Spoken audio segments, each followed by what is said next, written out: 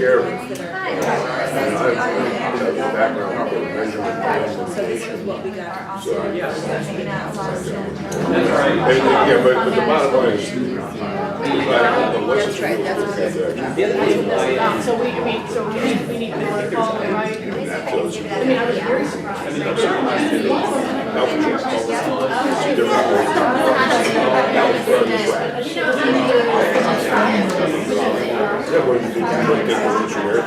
got the ones that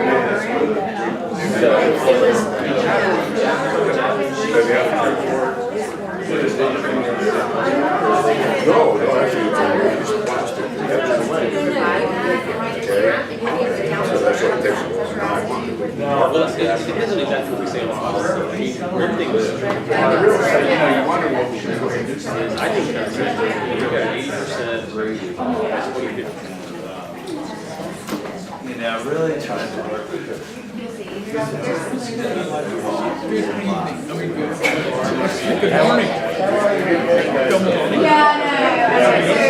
It's just for the official congressional record.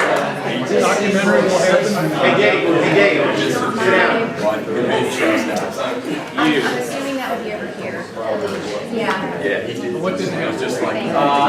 All right, so let's get started. We're gonna let's go around and we'll do introductions in just a second. But thank you all for being here for the June 9th Energy Innovation Task Force meeting. And so let's just kind of quickly review the agenda, and then we'll go around and do quick introductions as we do, and dive in. So at the beginning of the meeting, we've got a few announcements that we want to make. I can't remember what they are. Who's making the announcements? Okay. About the county budget. And, all right, I got several really important announcements to make. And who else? Right on the front of it. I talked to the. Okay. All right, city and county announcements. Okay. All right.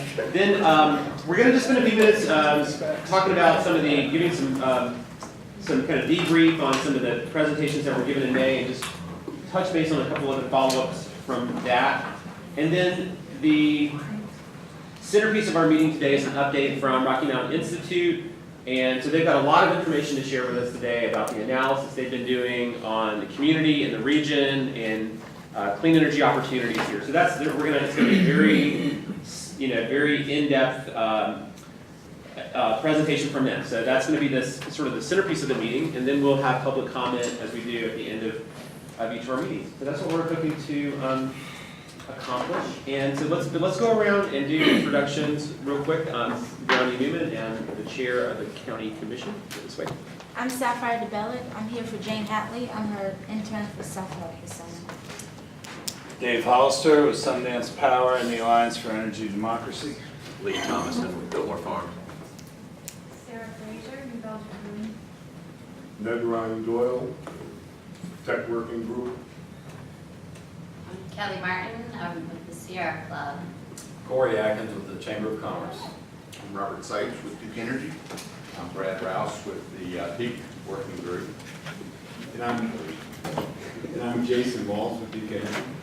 Julie Mayfield, City of Asheville. Great. And how about if we just start over here on the front row, and we'll work our way back. Bill Maloney, interested in solar and renewable energy. Debbie Resnick, working with the community engagement working group. Ellen Golden, just my first visitor. I am involved in the environmental groups around Sierra Club and the indivisible environmental group. Lauren Sexton, the City of Asheville. Anthony Texera with Rocky Mountain Institute. And Virginia Lacey with Rocky Mountain Institute. Amber Weaver, City of Asheville Sustainability Office. Bridget Marion, City of Asheville Sustainability Office. Can we just stop right there, because that's a change? I didn't say that. That's awesome. I'm the Energy Programs Coordinator for the City of Asheville. All right.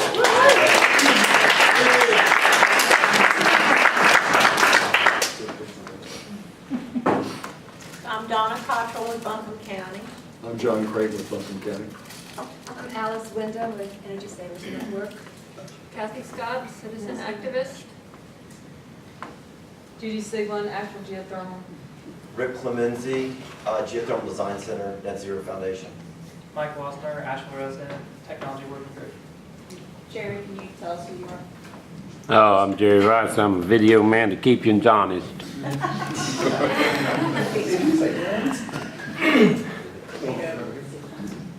Casey Warren, Shelton Group. Sarah Marshall, Shelton Group. Jim Barham, citizen activist. Bruce Michael, interested in renewable energy and energy conservation. Good morning, everyone. My name is Joanna Grimm-McEachin. I'm the Executive Director for the Asheville Buncombe Institute of Parity Achievement, also known as ABIPA. Morning, I'm Jeff Chang, University of Freiburg, and I'm helping the city and county try to identify some funding and financing options for our local programs. Jeremiah Leroy, Buncombe County Office of Sustainability. And Tim Berthasell, White Star Solar, your USA-based solar company. All right, great. All right, thanks everyone for being here. So let's do our announcements. Julie, why don't you go first? Yeah, so Bridget obviously was one announcement, so that's good. Also wanted to let everybody know that the city and the county, so Jeremiah and Amber, are working on a grant application to essentially the Candida Fund that hopefully will result in $150,000 a year for 2 years that would help fund the, are we still low-income weatherization? Is that still the focus of the application? As far as what I've understood from the EITF, I think we're really leaning on the EITF to make that decision. Yeah. So focusing that grant application on funding the low-income weatherization and recommendations that have come out of the task force. And when will we? I know the applications aren't until later in the year. When do we know about that grant?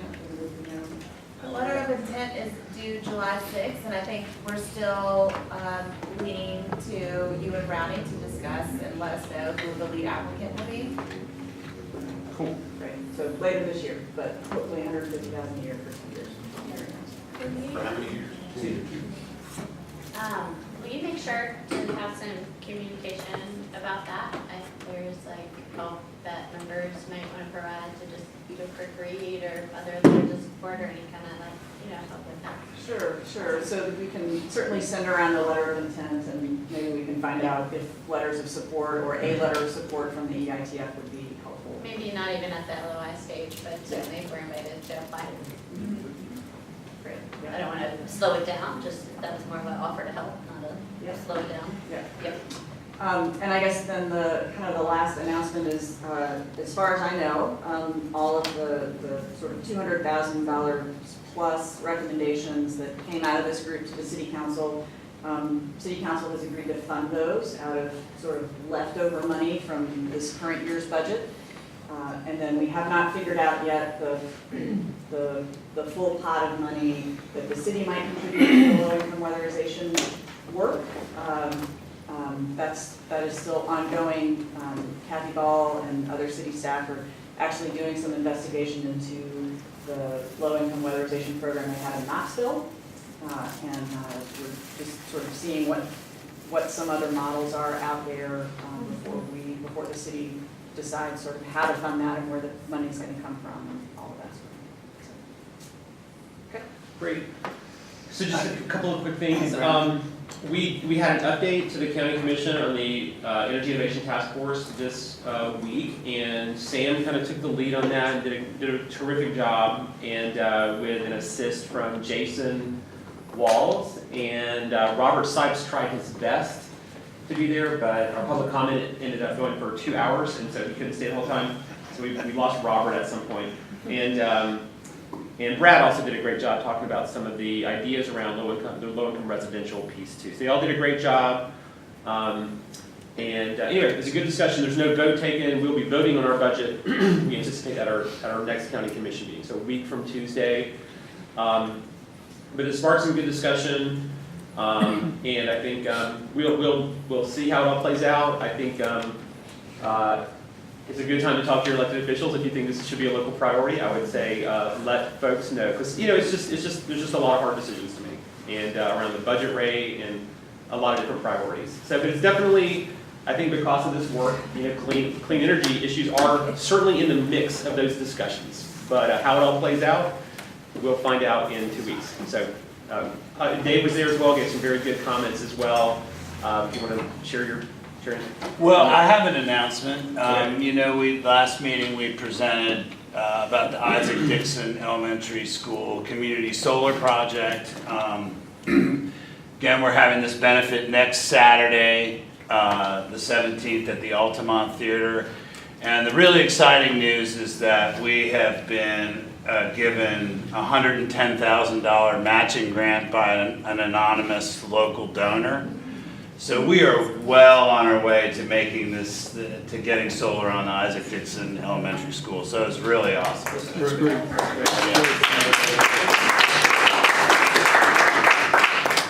Just real quickly, while we're talking about solar, so just a couple other county updates. We are moving forward with the solar project at the landfill. We're doing an RFP, soliciting proposals. Duke has given us, I think, a great proposal. We're going to see if anybody else wants to put a proposal on the table. And then, so I think that's through the end of July, and then we'll select a formal partner and move that process ahead. So that's tracking, and I think those are the main updates I wanted to do today. Any others? If not, let's keep moving, and I'll turn it over to Julie to lead us in the response to the May presentations. Yeah, so again, we appreciate everybody who came and presented last month. Those were great presentations, lots of good ideas put on the table, and I guess having spent my entire adult life being one of those people who gives those kind of presentations and does public comment at meetings like this, I didn't want to just leave it out there and not have y'all know that we are thinking about them and trying to respond to them. So I just want to say a word about most of them and sort of where we are in thinking about them. So Rick, if everybody will remember, mentioned this $2.5 million for clean energy projects that is out there. Brownie has been a little bit consumed with the budget, but he's committed to trying to figure out where that money is, and Rick may be working with you on figuring out how this work might access those dollars. So we haven't followed up, but we're announcing we're going to follow up. We're committing to that. We're saying it out loud in front of people. Right. Yeah, great. I just want to say, I don't think you need to make an effort on that, because there's a bonding agency in the state who's specialized in these funds. They're the experts on it, and they have funding to provide that function, how you do it. Okay. Great. So maybe you guys we will compare notes and figure out the process to take a good look at it. It's finding the right project is the key thing. Yeah, right. Great.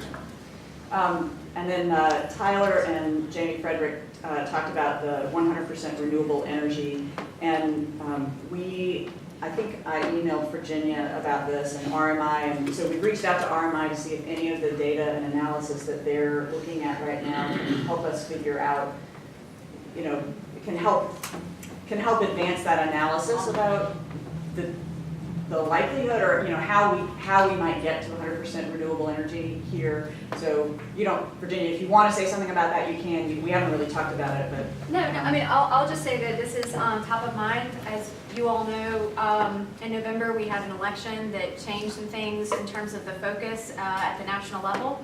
So that there is a lot of activity now about the state and local level for carbon reduction, for clean energy. And so as part of that, there's been a lot of foundations who have been really interested in understanding how, as you all heard the announcement last week from the administration, that we were going to be withdrawing from the Accord, the Paris Accord.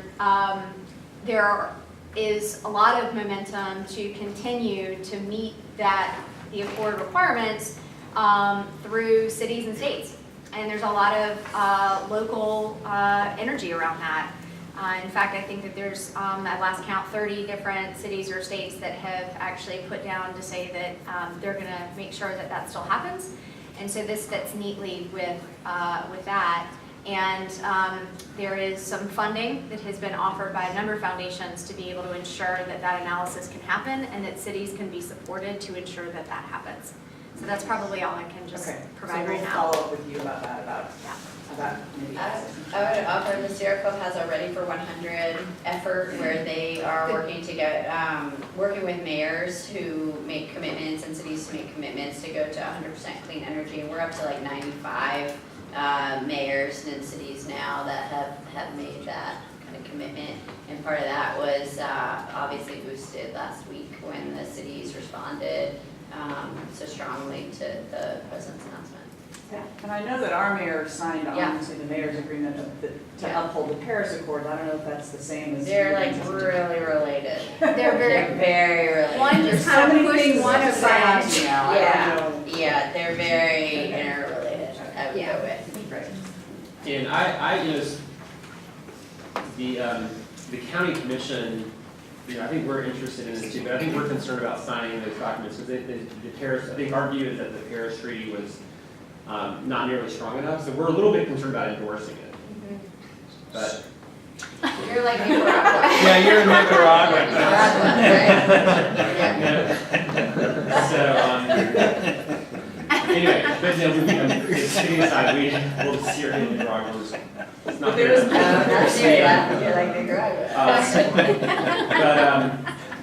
But no, I think it's just, you know, what happened with the Paris Accord is such a bad thing. Not that people didn't see this coming, right? But the glass half full is that it is definitely sparking a lot of interest, for sure. I mean, it's just, even aside from like our presentation at the county commission, there were lots and lots of additional people at the county commission meeting saying, like, you know, what are you going to do? You got to do something. If we can't do it here, where are we going to do it? So I think it's definitely. Other county commissioners are coming to me saying, what can counties do? What should the county do? I think everybody feels really good about our existing county policy, around 80% by 2050. But it also kind of feels like that was a great goal for a few years ago, right? And so it's like, there's definitely interest in kind of looking at, more ambitious, faster timeframes, just with increasingly affordable renewable options. I mean, there's legislation that just passed the General Assembly that has a lot of different kind of new tool right in one body, giving potential new tools for corporations and the university systems and others to procure renewable energy in North. So there just seems like there's a lot of new options coming on board where we can start at the local level considering stronger, more ambitious goals than we already have. So, I just got a comment and a question, and the comment is, if you consider compliance with Paris, the short-term goals that the United States set for 26 or 28% reduction by some year in the 2020s, that's one thing. If you consider compliance with Paris,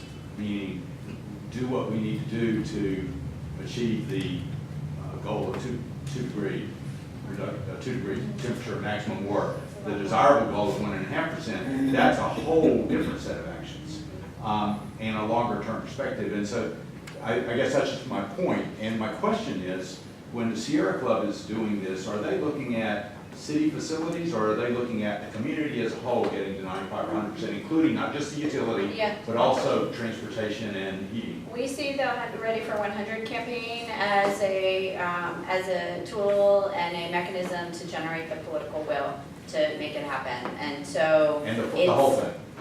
What? The whole thing, all, and not just electricity, but yes, and it's for it is. We think that, I imagine many people in this room think that the issue around solving problems on climate change is not a technical one. That it is absolutely a political one. And so the idea behind the Ready for 100 work is to generate the political momentum that then leads to things like this, where we're then hashing out the details and are being able to put into place like the implementation measures and fund them and get the funding mechanisms and move it all forward. But our analysis is that you've got to start with the political will and the momentum around making commitments. And so that, frankly, it's more about that at this stage, and I think you're seeing that. I've seen some analysis of the news that showed that we have more attention on climate change. You see this? And we saw more attention on climate change, more media coverage on climate change in the past week than we've ever had in history. That is even during the elections and during times where after Katrina and things like that. Even then, the the coverage is so low. So I think that, you know, being able to win the loss here is really being able to kind of capitalize on the political will. So, follow-up question, when the mayors sign on to this, Yeah. are they signing on to the vision of their community being 100% renewable? It differs. It differs, depending on. It differs depending on, The city. yeah, what the resolution says. So I. Yeah, and I don't want to carry it, yeah, we Yeah, should let's go just- back to. Move along. I mean, the good news is we're all around this table, we're coming up with a plan. In some ways, we're way ahead of the game. I do agree with Brownie that the goals that our respective municipalities, local governments set, you know, a while ago for the city, it was 10 years ago, may not be the right goal anymore. I don't think we need to derail or do anything, you know, we don't need to derail what we're doing now. We just need to keep moving forward and you know, fold this discussion into part of what we're doing. So I just want to keep running down this really quickly. So Brad talked about energy savers. I think you've already heard a lot about the efforts to fund low-income weatherization. Beatrice talked about cool communities, and I think Jason's been in touch with her, she's been in touch with me, and I'm kind of hoping that that is a concept that can be folded into the larger community campaign that's going to be coming out of this, kind of looking over at the Shelton group. And, hopefully that can be something. Debbie talked about the kind of an Asheville Solar initiative and Soul Smart, which the city actually applied to take advantage of that Soul Smart grant, or city and county together maybe, I can't quite remember. Anyway, we didn't get that, but Amber's still in conversations with them about how we might work with them going forward.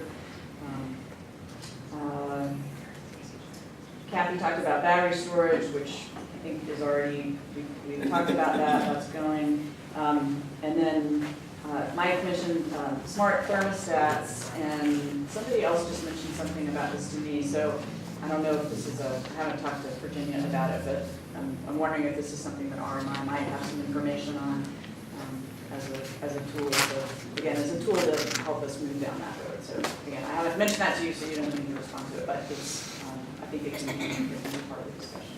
And then Dave just brought us up to speed on Appalachian offsets. So. And no one in this room has committed or donated that project yet, but we hope everyone will. Pretty easy, even if it's $10, it all moves us towards getting the money we need to get that solar system on the schools. All right. So, just want you to know you've been heard, conversations moving forward. All right, RMI, Virginia.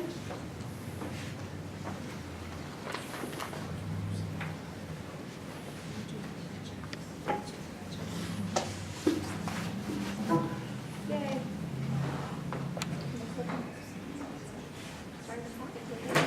Oh, yeah. Nice. So, good morning, everybody. Good to be back. So, we have taken up quite a bit of time on the agenda, which we're aware of, partially because we have a lot to talk about here. So, in terms of an analysis that we've been able to pull together, this is an update on where we are. We'll be able to do kind of a final presentation, which we talked about with a couple of the chairs, but I'm not sure if we circulated entirely. So, same thing, I'm informing you now. We'll be able to do a kind of final update on this phase at the next meeting. So what we wanted to be able to do is provide an update. This is going to be covering quite a lot of information, but we'd like to be able to make it, although I'm going to defer to our chairs here, a bit of a Q&A at various sections throughout the way, because if we wait till the end, it would be great to be able, maybe we can manage it as we go, if you guys are okay with that. So, all right, well, with that, I'm going to jump in, and, well, I'll go through this in just a minute, but at first I'll just do a recap and update on progress. So y'all saw this some time ago about what we were trying to be able to accomplish through the end of this month, which we're basically on track to be able to do. We're still getting some data together from Duke and some of the powers that be, and so we've got some gaps we're trying to fill, but we've filled a lot of gaps, which is great. So we'll be able to talk about some substance today. But as you all recall, and for those of you that maybe this is your first meeting, we had set this up in a couple of different discrete steps. The first is baseline and targets. So if you can remember this far back, we actually started this endeavor without actually fully knowing how many megawatts for the peaker plant that we need to even defer or displace, and by when. So, which sounds kind of crazy, but we managed to do that now. We've got that, and that was thanks to Brad Rouse and a lot of the team overall. So we've got that, but we also have today that we're going to talk a little bit more about in depth is about community energy use, community electricity use to be more specific. So at the sector and subsector level, which is one of the challenges we were having, and then also the contribution to that peak. So that's one of the major pieces. The second piece was solutions identification, and that's what are the potential solutions and how do they compare. So obviously once you know the problem, you can start to look at the solutions. So this was pulling together, if you will recall, there was the programs group and the technologies working group had done a fantastic job to pull together the foundations of what could be potential solutions on both on the supply side and the demand side. So supply side, new clean energy sources, maybe locally generated. On the demand side, we're talking about energy efficiency, we're talking about demand reduction. So there's more to talk about here as well. So we're going to highlight some of the things that we've been pulling together out of that and some of the cost-effective analysis, et cetera. We're not quite done yet, there. And that will be more of what we talk about at the next discussion, but you'll be able to see some of that. And then which solutions best address the problem and how could they be implemented? That's where we're going to pull a lot of these things together once some of the analysis is fully complete in the next couple of weeks to be able to talk about what potential portfolios could be available for the community. All along the way, there's been community engagement and a lot of different varieties of activities. And so right now, there's been both a community engagement overall, and then there's been a group, and then there's also led by Kelly and Jason, that has also transitioned into being able to work with the Shelton group and how we might be able to engage the community in a campaign. So that is the only recap of process I'm going to do. We can all cheer about that. So today's focus, as I mentioned, is to provide a refined understanding of the challenge and opportunity at the system level. So believe me, I'm not going to show you all kind of like peak charts, but there are a couple things that we want to just highlight of what we've learned a little bit more about what the challenge and the opportunity here at the system level. We're going to review the results of the analysis of community electricity usage. So there's a lot we didn't know, and I was calling that the who, when, how much, what for. Because in order to be able to really start to target different end uses, et cetera, we need to know what is that energy being used for, and we have a lot more of that. Then also to start highlighting insights and emerging results of the ongoing analysis that we're completing to evaluate and compare the potential solution set. And then I think if we have time, and we'll see because we realize how big this thing was going to be, if we have time, we'd love to be able to talk about criteria that we think about as the community to think to evaluate different portfolios. So that could be cost effectiveness, it could also be about community engagement, it could be about making sure that we're focusing on economic employment, local economic development, et cetera. Okay, so refinement of the challenge. So I want to just highlight here that there are two goals that the task force set early on, and it is part of this, and this continues to come back up, and it's important. That there's the peak, which helps to focus the mind on the short-term goal by 2023 when we want to defer this peaker. But ultimately, that's one milestone of a broader long-term vision. The broader long-term vision is the clean energy transition that we want to make in this community. And it's critical for a variety of reasons. It's critical to make that distinction because we don't want to just focus on, myopically, what's contributing to peak only. Because if we do that, we're going to miss a lot of the other opportunity. And in fact, if you start thinking about the criteria, if we only focused on that, and we only focused on reducing the peak, we could actually put a bunch of diesel gensets all around this community and call it a day, and there's no peaker, and we'd say success. But that's not actually what we want. So I just want to emphasize, because I'm going to be talking about both the efficiency side and efficiency opportunities, which is more around that energy focus and the overall idea of being able to transition to a clean energy future, a more efficient future, and from my perspective, a more resilient community when we talk about polar vortexes. When we start talking about efficiency opportunities, we're talking about people having more comfort and quality of life when we actually are having some really volatile weather patterns. So I just want to emphasize that. But we had a bunch of questions, regardless of what you're focusing on, that we wanted to articulate and answer. One, how much demand do we need to reduce or delay to avoid the peaker? I've got only one slide to be able to say that, which is great. How much energy are we using now? When is it being used and by who? What is driving the need for energy? What are we using it for? So with that, this encapsulates the peak challenge in one slide, which is based on historic trends. Duke Energy has projected a capacity shortfall beginning in 2023. So what you're looking at here is just simply, and by the way, I should have said this for some of you folks in the leadership, some of these are going to be familiar. You will have seen a few of these before from our check-ins. So starting in 2016, what you're looking at here are the resources that make up the current Western North Carolina or Duke Energy Progress West portfolio.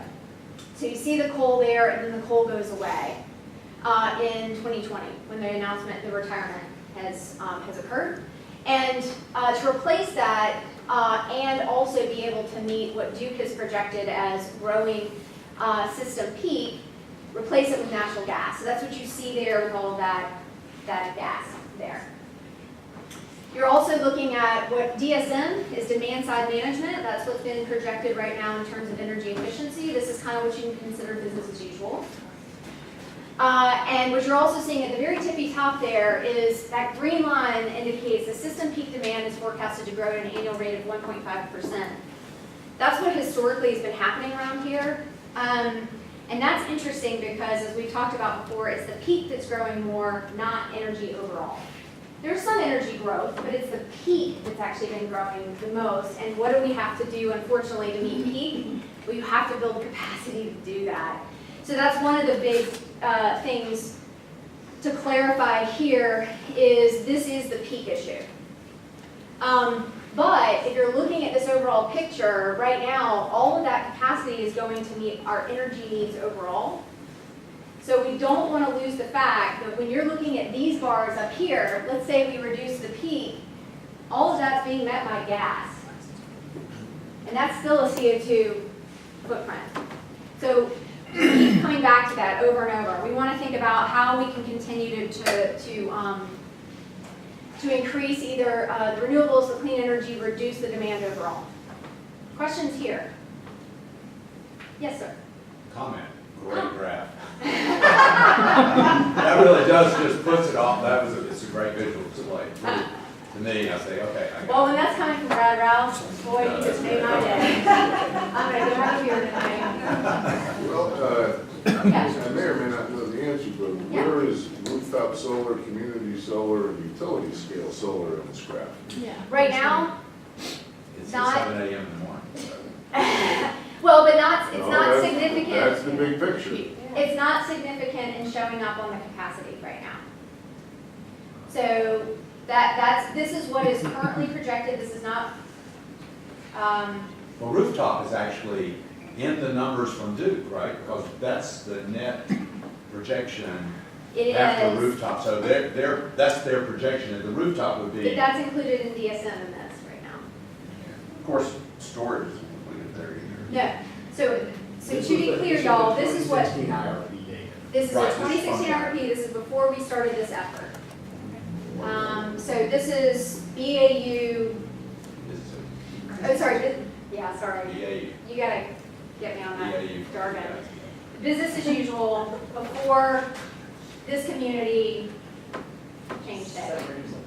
And let me just process question, let's just, for purposes of getting through the presentation, Yeah. let's do questions from the task force for now, and folks who, Well, what- other folks who have questions, just hang on.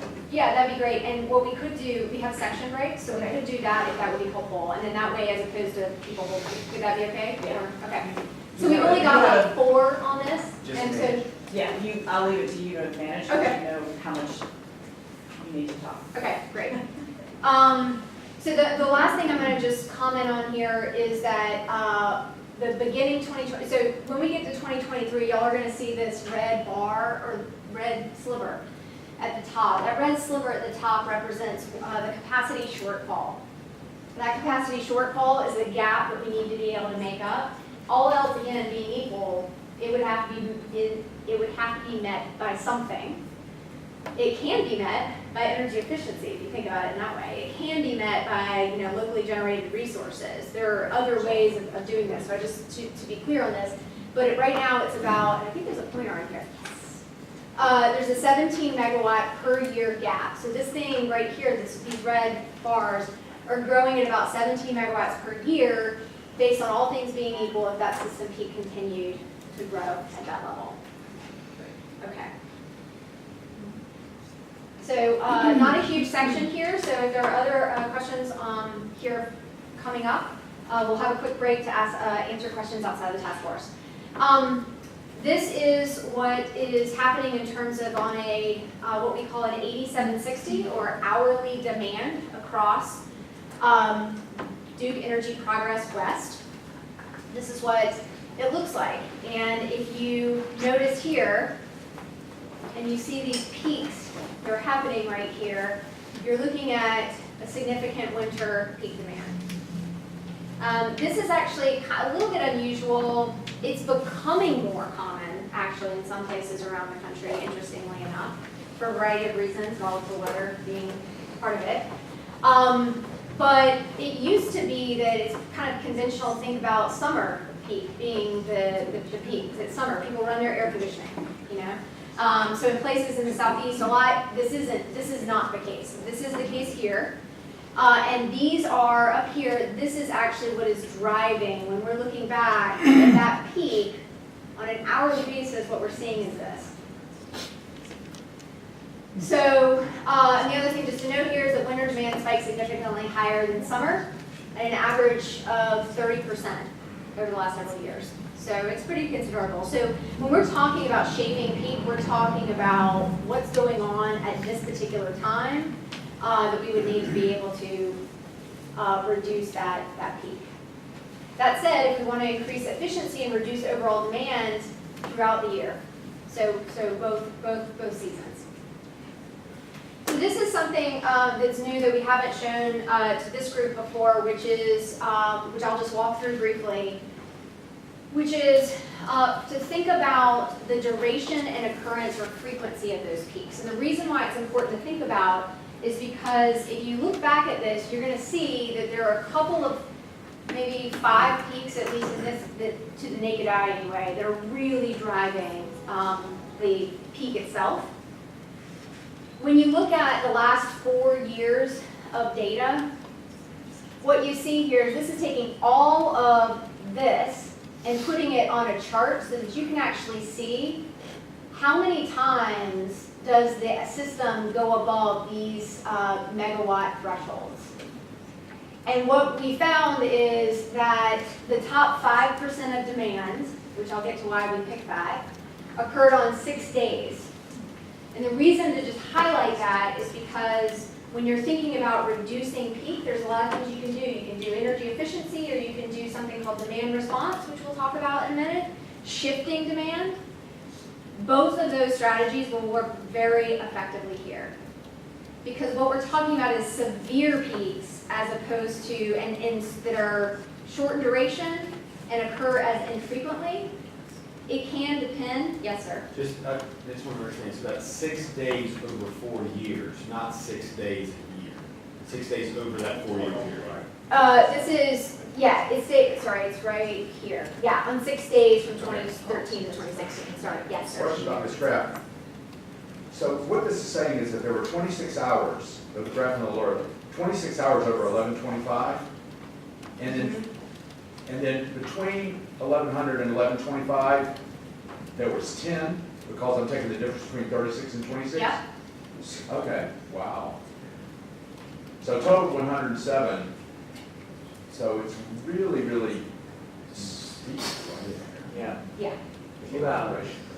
So, and what's really cool about that is that does mean that there are opportunities. So let's take an example here, and we'll get to this, so I won't belabor this, but if we think about, you know what, I actually am gonna hold it, because we actually have some graphs that I can show and explain a little bit more clearly about what this what does this mean in terms of the implications for what the solution set is. So I'm gonna hold that, otherwise we're gonna get into this. Other questions from here? And then I'll go ahead, this is it for just describing the peak piece. Because we've beat this horse quite a bit, so I think we'll move on. Let's go. Okay, are there questions from anybody else about this? Yes, sir. Just out of curiosity, from annual consumption point, does it also follow about a 1.5% increase on a year-to-year basis? From the annual consumption point, In the it's also, forecast. no, in the forecast. In the forecast it is. 1.5% by energy? Yeah, I think in the forecast, the load, I thought it was 1%. the load factor doesn't decline in the forecast. The ratio of peak to average doesn't decline. So Okay, I I might think be they say that energy is going to go up by that much as well. Oh, okay, so the historic has been not as much, it's been, the load factor has been decreasing.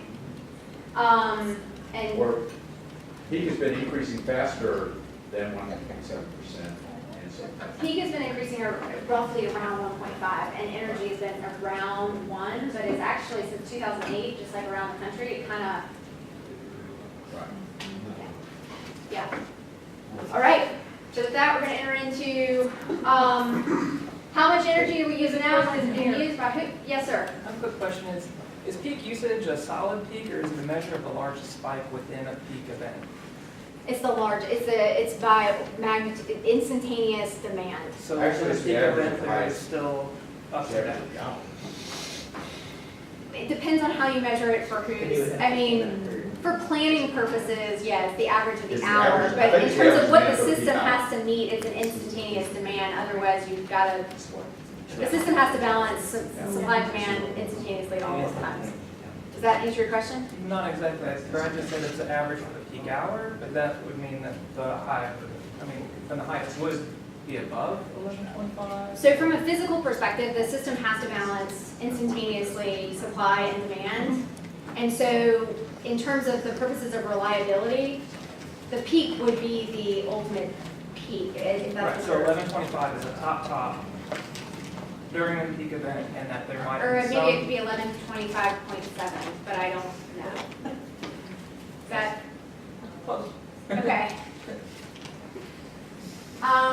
Okay, we're going to start with annual electricity use. So this is the customers in 2015 and the sales. So for the region, which I'm realizing I didn't show a map in here, but y'all, I mean, for those of you, I can upload that later.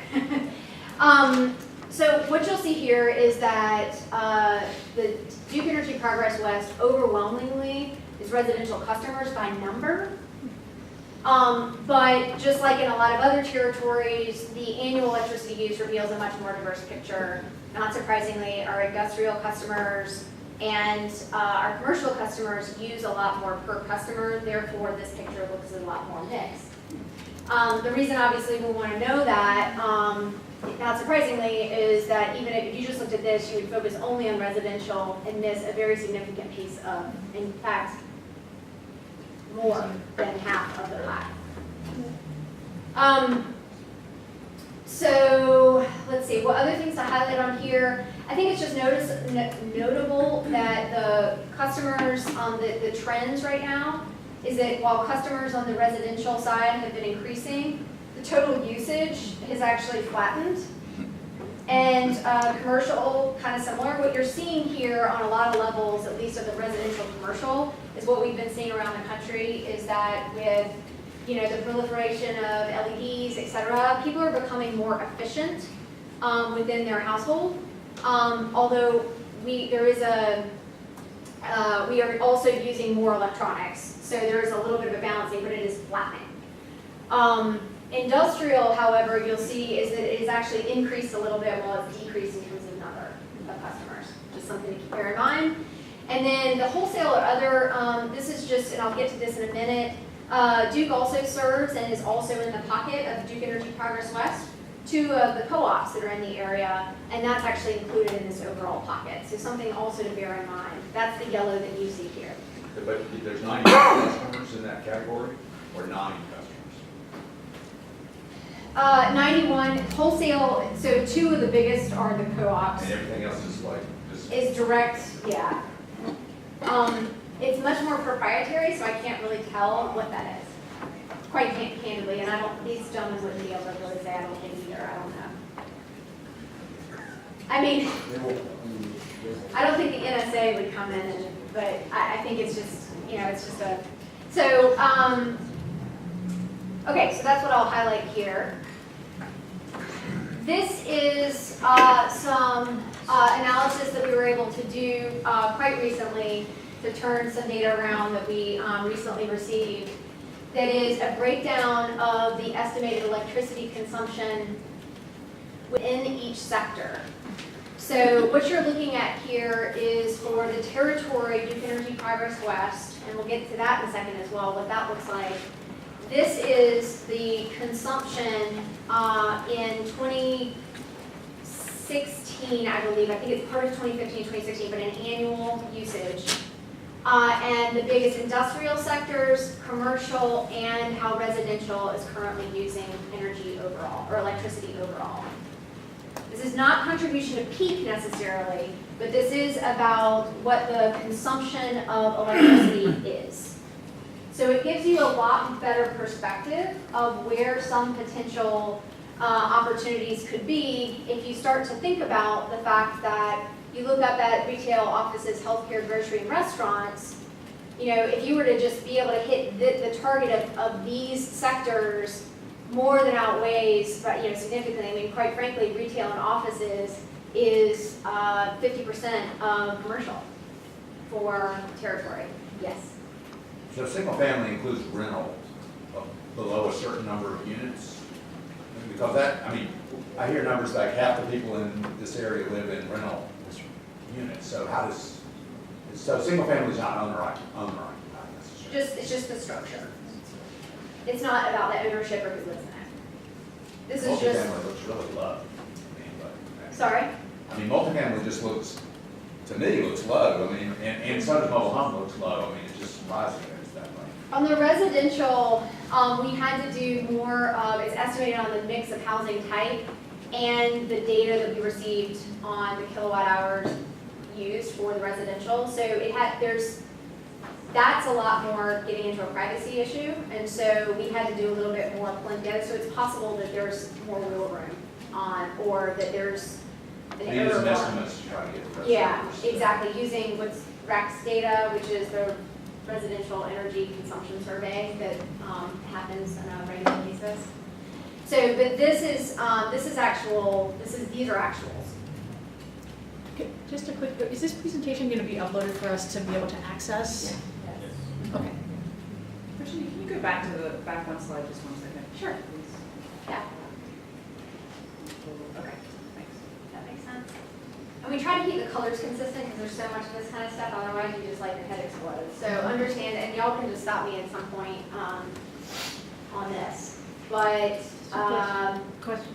Yeah. About your commercial sector, the offices and retail, I mean, we know that the housing stock or the building stock in this area is fairly old.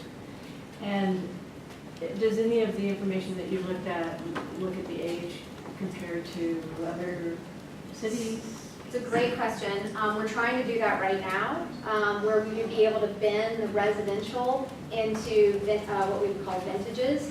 So interestingly enough, both industrial and commercial, there's a lot of studies that show that it's a little bit of a hodgepodge as to whether or not the age of the building.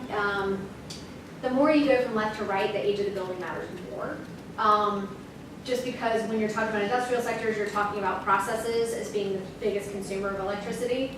For commercial sectors, it's a mixed bag, but we do have vintages. And in fact, I want to give a shout out to Glenn. Is it Glenn? Do you remember Anthony? Is it Glenn?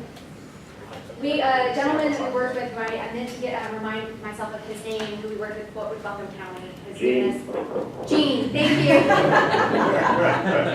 Is Gene on? Thank you. I think that was probably Jamil. I think that was Jamil or Sam. Do you remember his last name? Or can you look it up? Because I want to give him kudos. Pardon? Sorry, can you hear me? Yes, I can hear Yes, you. thanks. Gene Hughes from Buncombe County. Okay, we need to give him props because he's been awesome. Okay. I'm sorry, did I answer your question on that? Yeah. Okay, we're going to keep moving. So the other thing to just note is now we actually get to a map, which is all the counties here that are included in Duke Energy Progress West territory. The challenge with it is that it's not that every county is exclusively in Duke Energy Progress West territory. Some of it is in Duke Energy Carolinas territory. So when we're talking about what needs to serve Duke Energy Progress, what you're looking at here are the number of customers within each county that are in Duke Energy Progress West. So needless to say, the big circle equals the biggest chunk. And for that, Buncombe County makes up roughly 80% of both the electricity use and the customers are concentrated in Buncombe County. Does that include the co-ops? That does not include the co-ops. Or wait, No. in that, Wholesale. so sorry. Wholesale is 20%. Yeah, so no, it's a good question. I don't remember on that. I'll go back to We have it. 131 Duke Energy Progress customers in Buncombe County, but there's another 6,000 or 7,000 that are served by French Fry EMC in one Yeah, yeah. What I was trying to think through is just whether or not in the stat that I was writing here, whether or not that included this or not. But regardless, basically the significant size is here, and these yellow bars represent, Vicki, your question. That is representing French Broad and Haywood Electric co-ops, both in terms of sales and number of customers, as well as some of the other wholesale customers that Brad had asked about is just listed in there. The important thing to note here, we just wanted to represent that because you do see that it is a sliver that is worth noting. The other thing is it is also fairly highly residential as well that's in there.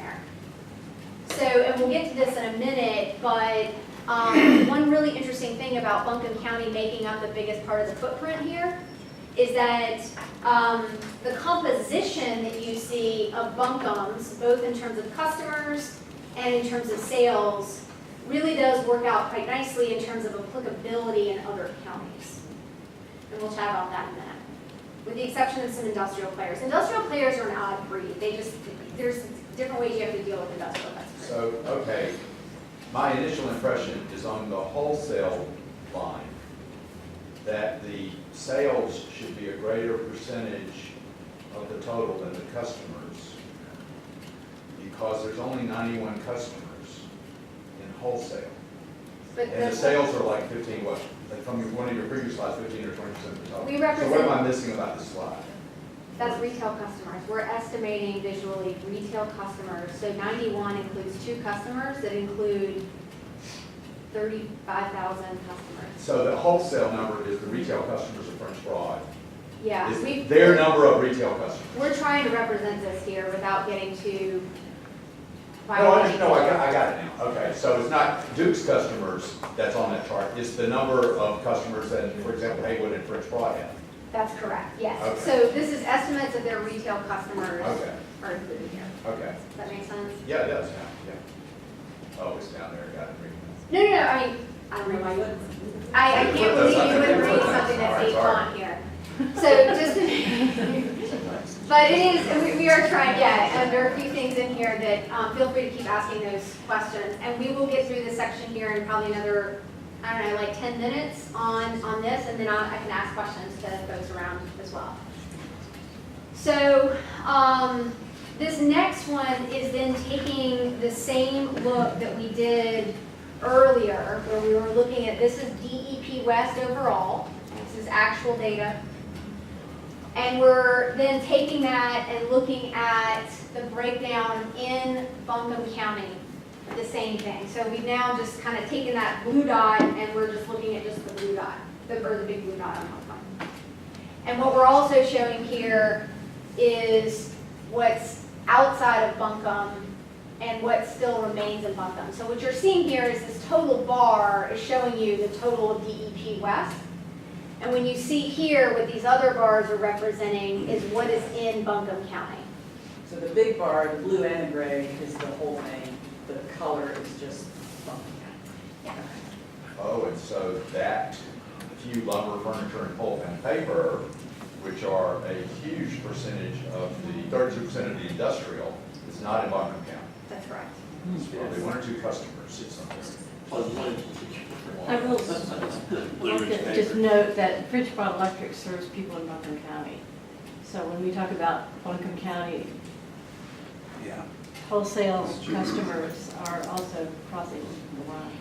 I think it's on the order of, It's not many, but there's. it's like maybe, I'm one of them. Yeah, you're one of them. I think it's a few thousand though, right, residential customers? I don't know. I think, because it's total of like 35,000, I think. There's about 50 houses in my subdivision. Brownie thinks it's like 7 or 8. Yeah. I think, right. Okay. So does that include those or not? Just those or just the residential customers that are directly served that get the bill from Duke, right? That's the idea. Not- Yeah, so this is Duke Energy Progress West customers is what you're looking Right. at, right? Not east. Okay. Yeah. Got it. Okay. So the point to just make on this, on a couple different points. The solutions for residential and commercial sectors that work well in Buncombe will also likely work pretty well for the rest of DEP West. We're talking about, actually to your point, Vicki, you're a co-op customer in Buncombe County. Do you consider yourself to be the co-op customer and I'm different from this guy? The housing stock and the opportunities are very similar. Absolutely. So in order to be able to kind of start to focus what we've suggested and what has been coming out of this task force is to be able to, we have a lot of really good data. Again, I want to give props to Jean because of the data that we were able to get. Brownie, drop him a note. And so we have a lot of detailed data on Buncombe, which we can then extrapolate beyond, if that makes sense. Now, where that starts to break down a little bit is here. And it is exactly to the point you were making, which is that there are a few major players. You'll see that retail actually probably very similar as well, will probably translate reasonably. And then we also have this broken down further, but it just wouldn't show up. The other commercial, we can also break that out, but for the purposes of this graph, we want to be able to show it. But industrial customer energy use is actually pretty individualized, and depending on the processes that are being employed by that industrial customer. So, but just to kind of note here, we still do have a pretty big presence of chemicals and plastics in Buncombe. Couple different things, and then the biggest obvious difference here is that the pulp and paper. Okay. Now we're going to break it down just even further, and this is by zip code. So what you're looking at here is the breakdown of, and you're looking. This is Buncombe County, obviously that we've highlighted here, and the diversity of energy use across the zip code. Or zip codes, within Buncombe County.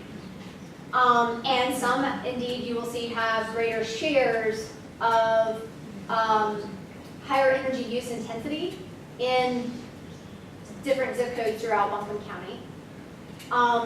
And just a couple of things to note here, typical single-family home in the southeast has an average energy use intensity of approximately 7.2 kilowatt hours per square foot per year. A typical mobile home in the southeast has same thing, an energy use intensity of approximately 13.6 kilowatt hours per square foot. That's almost double of what you see in a single family home, just because the shell is so, mobile homes are inherently, unfortunately, fairly energy inefficient and as a result uncomfortable. This is about quality of life. So there's a subset of residential customers in DEP West that have particularly high energy use intensity of 18 kilowatt hours a square foot or more. So that gives you, again, a good sense when we're talking about the average mobile home is where it's at. Is that likely due to the age of our? Could be age, there's a couple different factors. It could be age, it could be maybe cost isn't an issue and there's a lot of things being left on quite a lot. There's a couple of different things.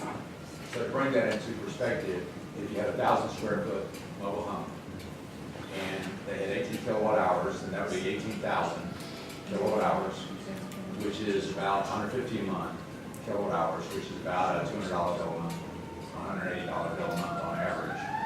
For, if in fact it's 1,000 square foot home is where a lot of that's coming from. So when you're looking at, when you can just look at somebody's bill and ask them what their bills are, that's what you're looking at as being at the very highest end. And what you're looking at on this map, actually, is the percentage of customers that are at 18 kilowatt hours square foot or more. In this Like 4.2% of the customers in 375 are 18%. So that map, say that again, but that map is showing. This is showing us- customers that are over 21. Yeah, right. Wow. That lower left is down in, Yeah. is that Camp? That's Canton and Candler. There's a lot of mobile homes up there. There's some what, sorry? There's a lot of mobile homes in Okay. that region of the county. Yeah. Yeah, and sorry, I mean, this is showing up pretty big here, it's kind of small on the screens, obviously. So if folks, after we even go through this, if folks are able to download, it'll be up on the website. Part of this is to be able to get reactions, get like, God, that doesn't make sense, or that's counterintuitive. That's the kind of thing that we would like to be able to hear. And so this is an example of that. Do you think microclimate is playing a role there, like in an area that's cooler, maybe higher? That's a possibility. I guess we could always overlap, sort of do the GIS and put a topographic map on top too, but I don't know. I would imagine, that's a pretty significant. It'd be interesting if we knew the percentage of baseboard electric heat. Yes. That's all. Yeah. That's probably why I thought numbers were high. That baseboard electric heat is how you get a number that's that high. And you're, Sorry, yeah. 2 of the 5 are right on the border of the higher mountains. So we're the southern central here. But when you look at the northern mountains where it's, I think that topographical map idea is a good one. Okay. It would be interesting to see what. Well, and that also helps, and then, I mean, if there really are some microclimate factors playing into this, that's also very useful to know. I mean, because that helps to make us think about what opportunities are there then within those regions. When you start to think about efficiency measures and the like, all of that is related, needless to say, to the climate that we're talking about, et cetera. So this is one snapshot. So the other snapshot that we wanted to do is comparing, we're now taking Buncombe County's building stock square footage. Shout out to Jean again. And we're combining that with the usage, sorry, shout out to Duke, I should have said on the usage part, so there we go. Provides potential indicators of opportunities for efficiency. And so what we're trying to do right now is be able to look at what you see here. Sorry. So this is the commercial building stock. So what y'all saw before, the similar kind of graph, was the consumption by subsector. We're looking here at the square footage to be able to understand how that looks when you look at the average energy use intensity per square foot against national averages. Now there's a lot of, we use a national median right now. There's a lot of different ways we could do this. We could use, I mean, frankly, what we should be using is best in class for that, for this climate, et cetera. This is an example of what we can do, or what we need to be able to do. But this gives you an example of where things seem like, now again, there's a lot going into this right now, right? So this is a lot of just, is this EUI on the national scale, is that applicable, et cetera? But it still gives you an indication about, well, it looks about kind of what the rest of the country, like on the retail side, is there something going on with restaurants that we need to check out? But I think that, so we can do some more work here around this national median EUI and actually looking at the subsectors here. And then we've also done something similar on the residential building stock with the caveat of what I said before, Brad, which is on the residential side, it's pretty difficult right now. So what we've done is, this is actual empirical data. Every piece of this is empirical data. This is empirical as well, actually. This came from, thanks Gene, once more. And this is actually electricity consumption data that we kind of estimated to get to this EUI. Your building stock data is coming from a different source than your electricity consumption data. That's right. And so the mapping of the exact customer and meter might not be exactly right. Well, we actually know, no, we didn't need to do that, and we can talk about offline what we did specifically, but we know the square footage by sector. From the property. From the county. And we also know by sector on the electricity consumption, so we mapped those. And we know this county codes it the same way that the utility in terms of what sector the business is? Okay. Like SIC code, is that what you mean? Yeah, the SIC code that's reported to the building, to the city, or the county is the same as reported to do. Yeah. Yeah. I mean, and you know, if somebody's reported something, wrong, then obviously it's reported wrong. Yes, Julie. So we're way under on hospital and way over on healthcare. And and this is the one that we talked about before, where we're still trying to iron out exactly what is classified as healthcare versus hospital, and then therefore, yes. Okay. Because this matters tremendously, and to me, if you average these out, then you kind of almost, like if you, If you combine them. it makes a little Like the more hospital, sense. like, kind of unbelievable, is that right? And that's where, yes. So that's where I think we have to get a little bit, just because it is such a big, it's a big economic driver in the county, but that's where I think you kind of take that first slice, you kind of see, oh, something looks wrong here, and that's where we're kind of right now.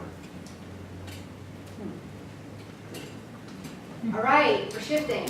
So let me take a pulse around the room. Well, first let me ask the task force. Are there any questions from that? This is annual electricity use. We're about to go to contribution to fee. Anybody on the outside? Do you have a question? Do what? Does anybody get to ask a question? Yes, sure. Or to make a statement, maybe? About your slides you're talking about? Yeah, if anybody have any questions about what we just saw, feel free to clarify. Yeah, that's, There's public comment at the end for statements. Yeah. I'm just asking. Okay, I'll wait, no problem. Okay. Yes, sir. And then I'll The definition of hospital is pretty precise, but healthcare is unclear to me, and why they said it whacked out everyone was using. So what is the definition of healthcare? Who are those? Yeah, so the healthcare could be a lot of it, and this is where the definition of those things at the national level for the data that we're using matters, so that it corresponds to what we're using here. I don't have an answer for you yet. I just have a question about the focus here is all about electricity in the future plans, which I understand. I think most of the citizens of our area are really interested in a bigger picture look at energy use. I mean, the things we're not looking at here are what's the natural gas usage, what's the fuel oil usage, what are the transportation fuels, diesel, gasoline. What's the big picture of our carbon emissions in Asheville, Buncombe County, Western North Carolina? Is anyone addressing the big picture? So I think that gets to what we talked about at the very beginning of this, which is that's the bigger clean energy picture. And this effort is very specifically focused on just electricity. Okay, so we're going to end when the Duke Electric discussion is done. Is that the charter? I don't think we know when we're going to get I just keep waiting for the big picture. No, this is not the big picture. We're not talking about fuels, we're not talking about natural gas, we're not, that's not necessarily. It's a pretty big picture, but it's not, we just can't, that was not the original focus of the I just wonder how we get to the big picture, because that's what's really important, right? So I think what we said at the beginning is that the city and the county are, sort of open to looking at that bigger picture for themselves, their own operations in the community at large, but that's to come. Citizens are left out of that. Oh, no, I don't necessarily. Or a task force or something to get involved in. Nothing yet. No. I mean, one question on that is when we actually recommend measures for energy efficiency or whatever, and, I'm working on low-income energy efficiency, but if you're looking at measures, and we're looking at actual funding of these things, do we restrict that funding to people who are using electricity, or do we allow that funding, for example, if you're doing insulation, do we allow that funding for people who use natural gas as heat? Does that become part of our program, even though it's not that core thing?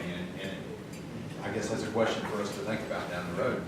We're going to have more time today for kind of discuss criteria. I think we're going to have less of that, or maybe because this is just so much of this, we're not going to get to the criteria stuff so much. But it's a great point. There can be something that's great for the environment and great for carbon footprint. It doesn't touch peak and how we prioritize this stuff. I think the 100% renewable energy goal also helps to start to get to that a little bit, or 100%, or the metrics by which you want to think about the bigger picture. I think there's like CO2 reduction, obviously. I mean, you're absolutely right. It just wasn't in the parameters right now. And I just wanted to mention also that the city has done a comprehensive plan update. They're in that process right now. There's a lot of focus on transportation within that. And the draft is out for review. Okay, so I'm sorry, did you have a question? Yeah, a quick question. The image of individual household energy use within the city of Asheville, how do you know what they are using electricity for? Like if they have gas heat rather than electric heat, how do you know that? So it's not easy. There are a lot of different sources of data from national sources, the Department of Energy, et cetera, that have done surveys, et cetera. And so the biggest one is a survey about residential energy consumption, which is done on, Anthony, how long, is it like a few years, every few years? Every 4 years or so. I think it's, 3 years maybe. if anybody on the phone knows, let me know. But that's what we use to help estimate.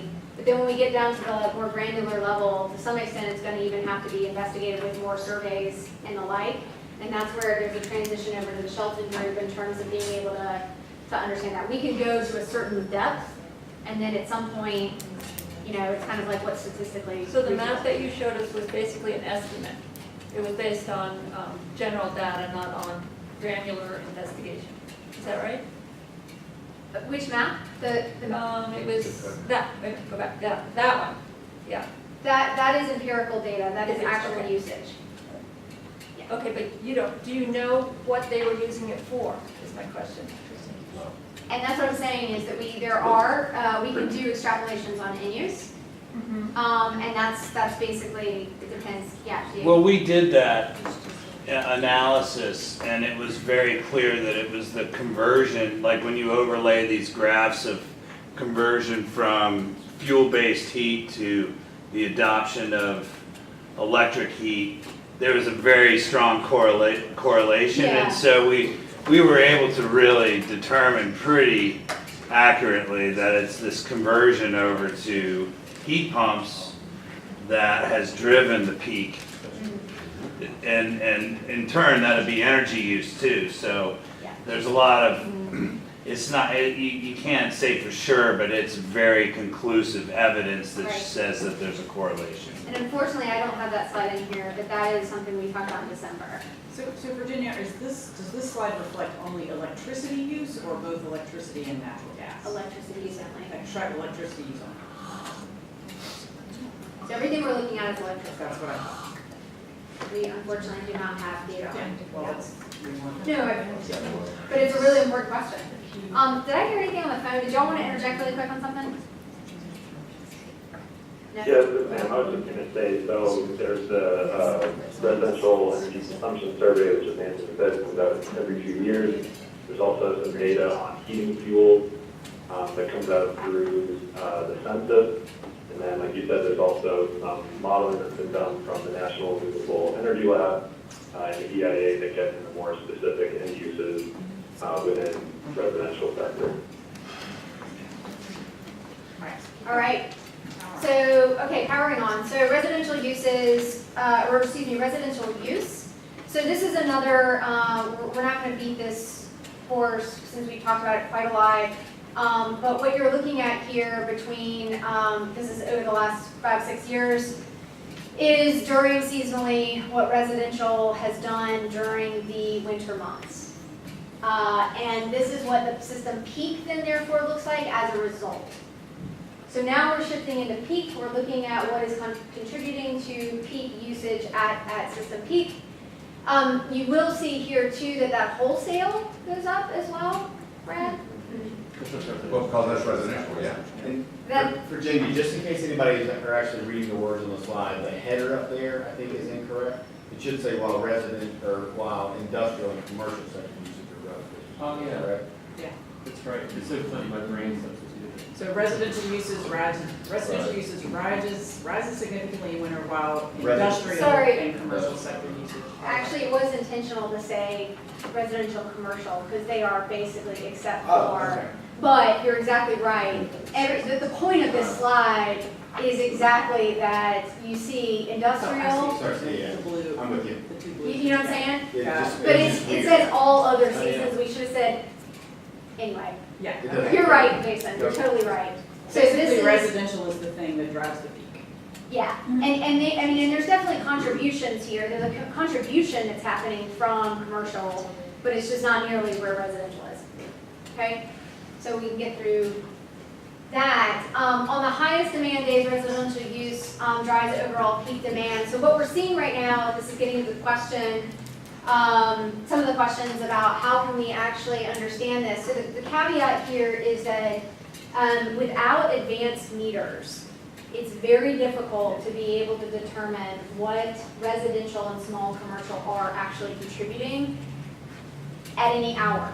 Because our meters have been, the meters here, the conventional meters, until they're replaced with advanced meters, you're looking at potentially just monthly total usage. So when the shift to AMI or advanced meters happens, what you're then able to see is you will be able to, as your own, yourself, you can look and see on a 15-minute interval data or increment, what did your house just consume? It's really powerful. Right now, unfortunately, that does not exist in this area. However, that is something, yes, I will get to that in a sec. The residential AMI is actually going to be deployed here, and I know that the folks at Duke have talked about this over the course of the next year. So residential customers will actually, and we as a system will be able to understand then what really that looks like. Right now, to get to another point that was being made just a minute ago is that you'll see here that what we had to do is take the total amount of energy being used over the course of the day, and you see demand at every hour. And we've taken Duke Energy Progress's load sector study that they did, and they do have AMI in some other areas, and we extrapolated that to better understand what the contribution by residential, commercial, and industrial is. So let me point something out here. There are some anomalies. Right now, you're going to look at the wholesale, all of a sudden just falls off. That doesn't really make a whole lot of sense. But this is because we've had to extrapolate 2 data sets to try and get to this because it's not possible otherwise. But the big point here is that residential is driving the demand when you look at this. However, I don't want it to be lost that we're also still seeing commercial and industrial as big players here. So even though the residential is actually contributing significantly to that peak, commercial and industrial, each individual customer is contributing more to that peak. So it's just something to keep in mind when we think about there's 100,000 customers in this bucket, and there's a lot less in this bucket, and even fewer still in this bucket.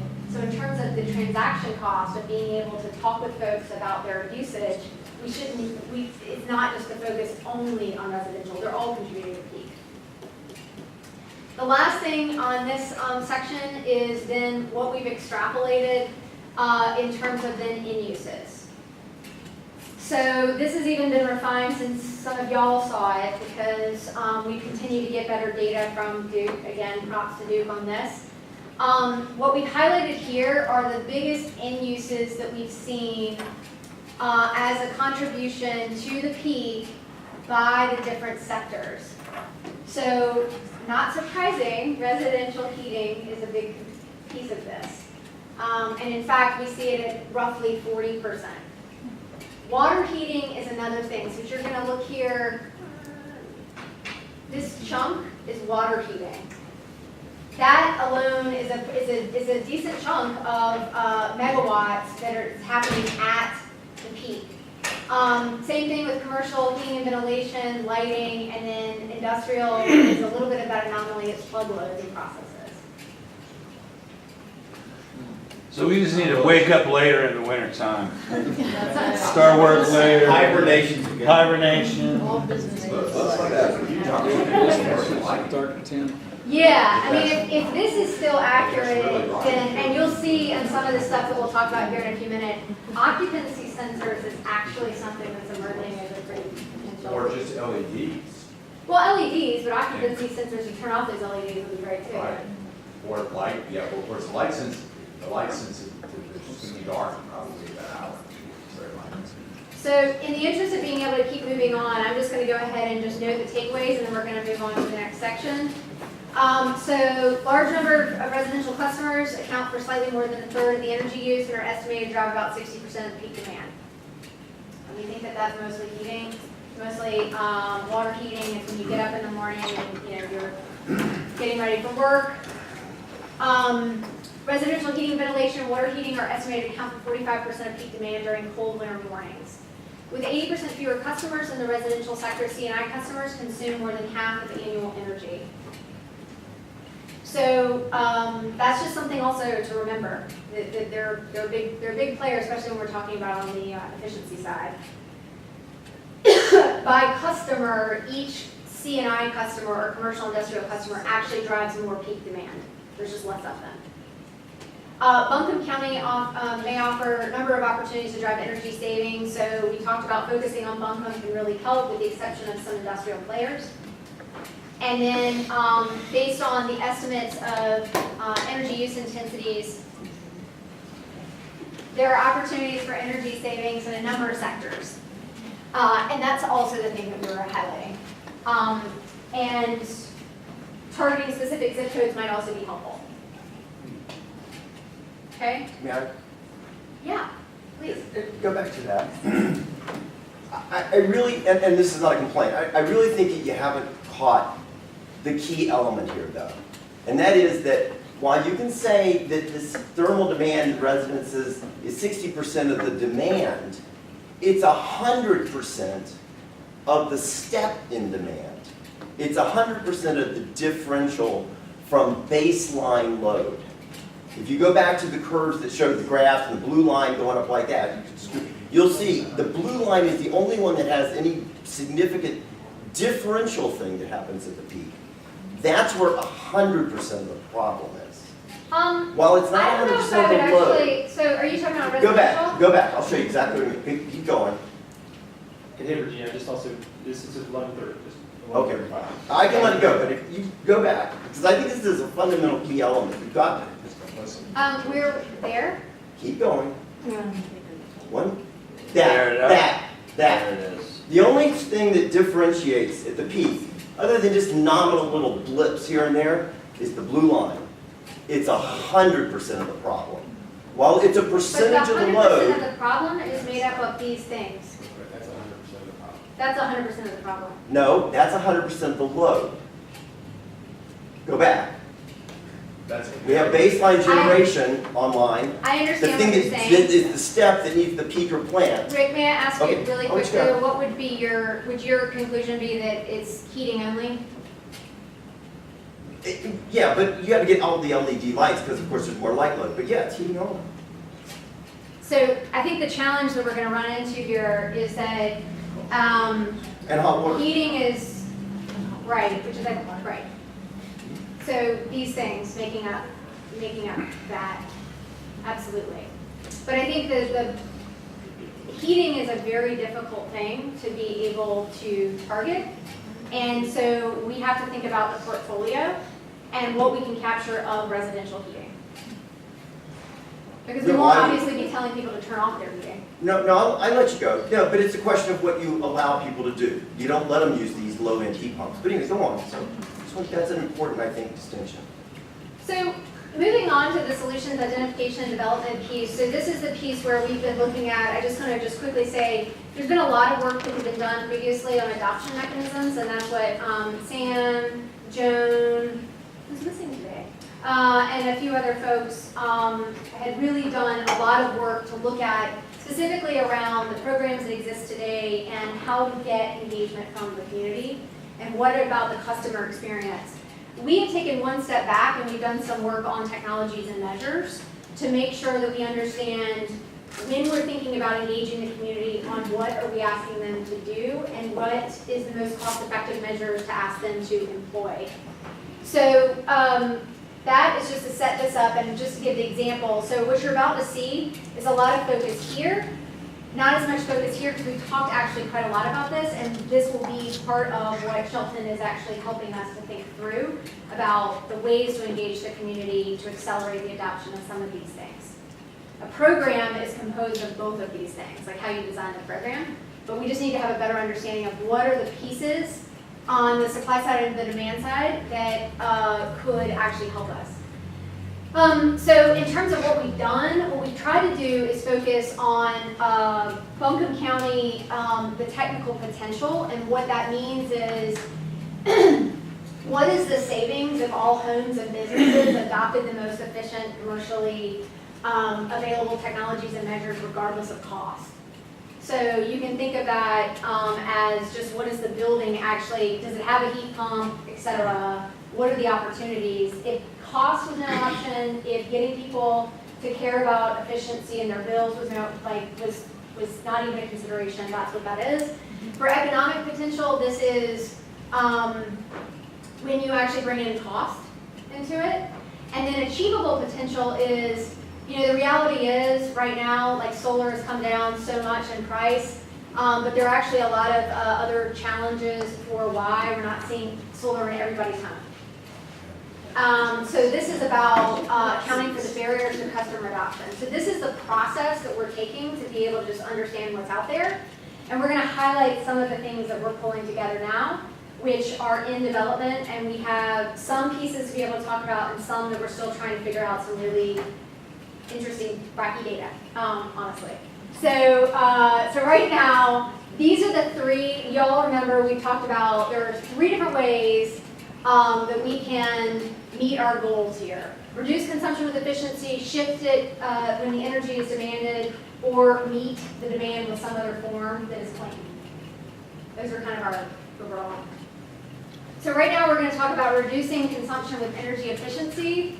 And for our first cut, we focused on energy efficiency measures that target the major residential end uses that drive peak.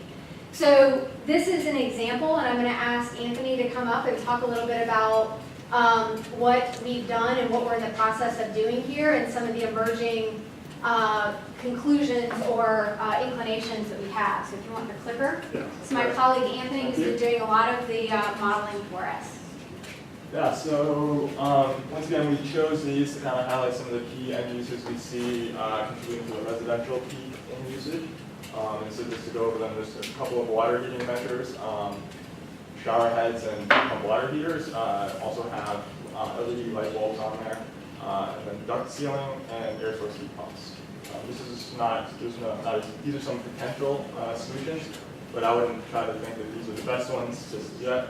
We're still in the middle of our analysis. So. Part of it is I chose these to illustrate some of the different concepts that we're looking at, some of the issues we have, and some of the criteria we're thinking about as well. And I will say that broadly, that this part of the discussion should help some of the criteria discussion, because this is one of the big things we're looking at in terms of criteria, is some of the costs and benefits of these measures, and I think that should filter into some of the criteria discussion maybe as well. So on this next slide, so the first piece when we're starting to think about this is what are the impacts of these measures?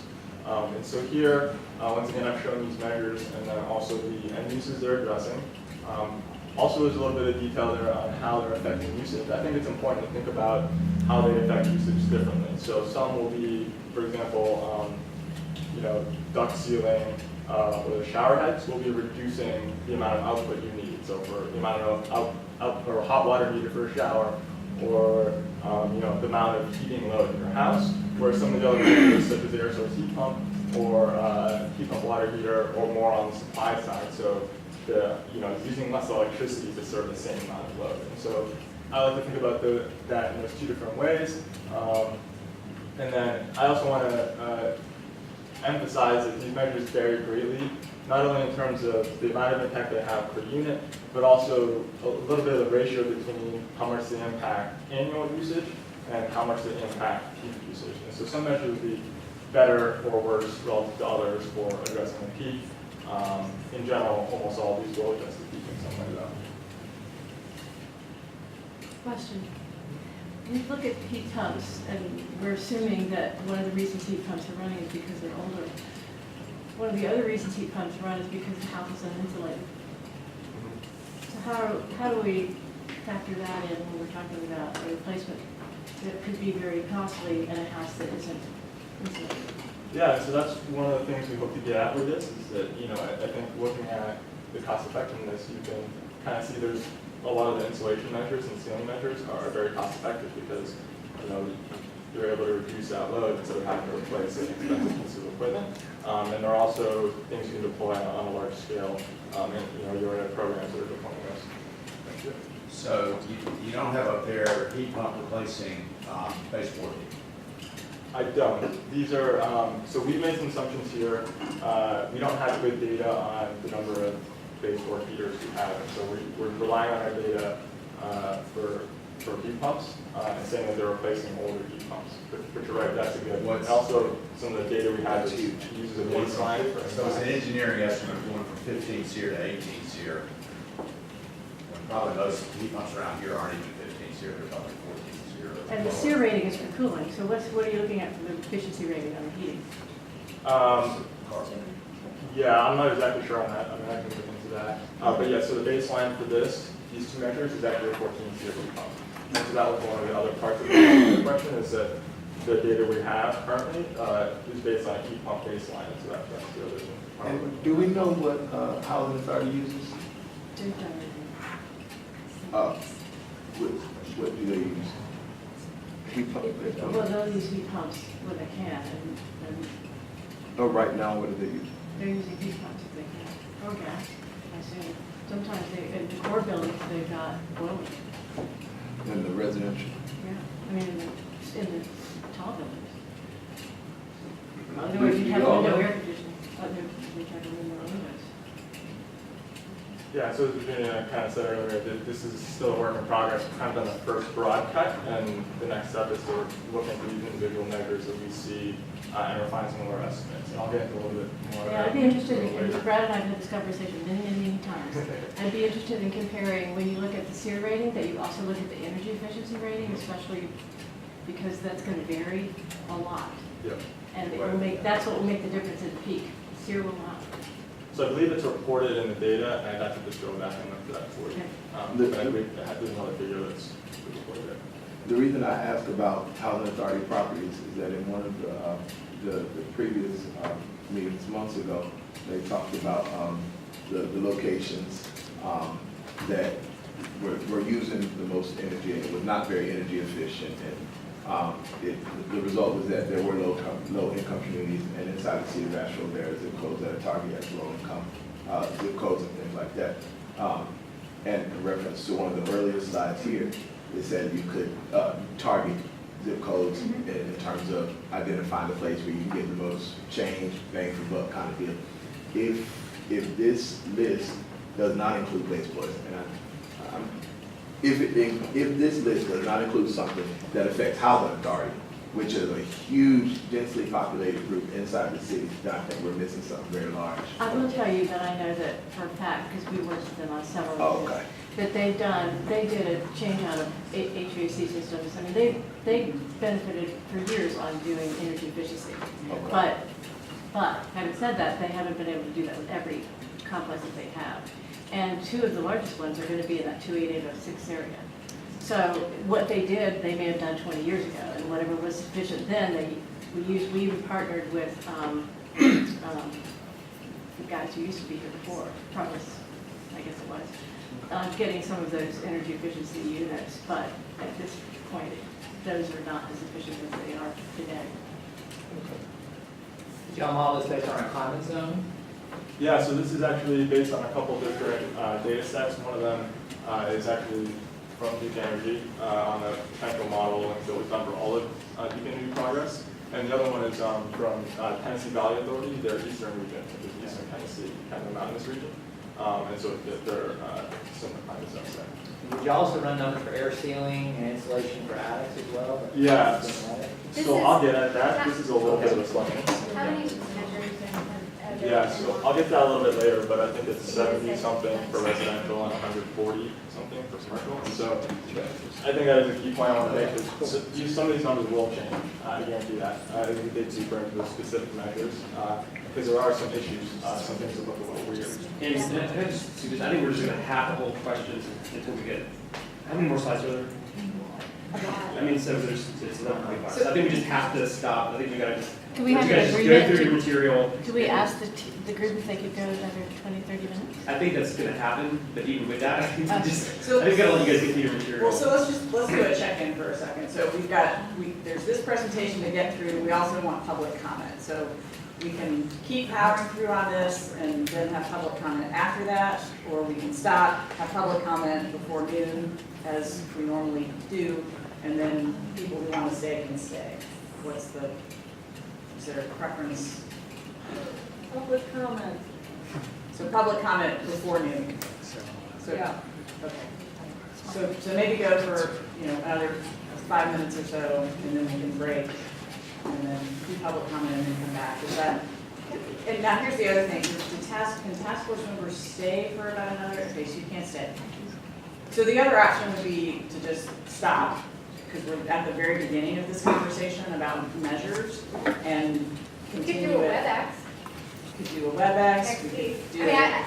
I'm happy to do whatever works for people. We could There's do a lot whatever. of materials, so that's just the challenge. We could also do it, finish this at our next meeting.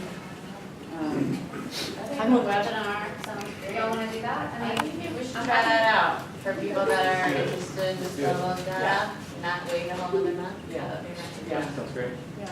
We can do that next week, folks want to, and then if you have to leave, I'd like to suggest we get to public comment now, where that opportunity's there. We're great in the last meeting, and I think that's a high priority in terms of this.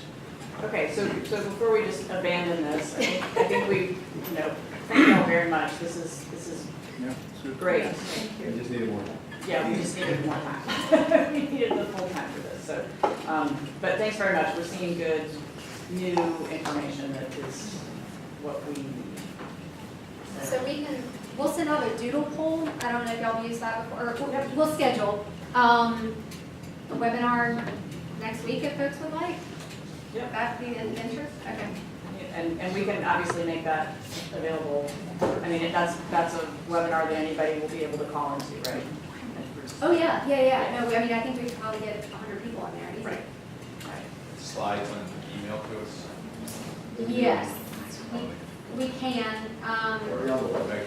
I would love to be able to Worry present about before that. we do that, but We'll it's very good. post it. We can do that. We'll all get posted. So, all right, great. So thank you guys. Thank you. Great job. All right, so moving into public just comment. Who's got? At some point we can. Yeah, go ahead. Webinar, I mean, essentially interested in that. So I know about this meeting, and I'm here today because of information I got by email. You're gonna do that out to the same list? Yeah, if you're on the EITF, the big list, I'm looking at Lauren, then you'll get it.